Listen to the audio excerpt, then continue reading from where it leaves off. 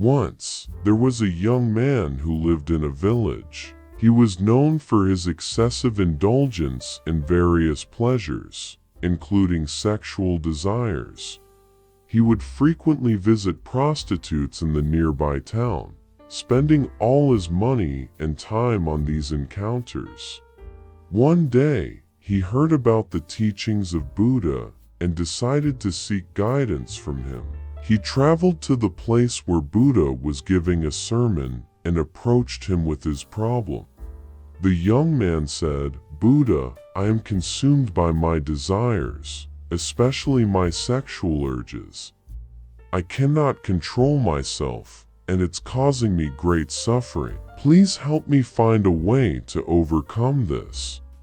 Buddha listened attentively and then replied, "I can help you, but you must be willing to commit to a process of change. Here's what I suggest.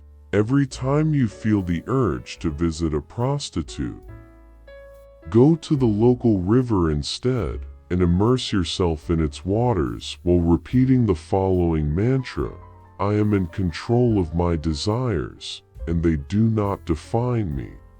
The young man agreed to follow Buddha's advice. The next time he felt the temptation, he went to the river, recited the mantra, and immersed himself in the water. He did this every time the urge arose, and gradually, over time, his desires began to wane. As he continued this practice, he found himself more in control of his impulses. He realized that his desires did not have power over him. He had the power to choose his actions. Eventually, he was free from the grip of his addiction. The young man returned to Buddha, grateful for the guidance that had transformed his life. He said, "Thank you, Buddha, for showing me the path to self-control and inner peace." Buddha replied, "Remember, it is through mindfulness and self-discipline that we can overcome our desires and find true happiness."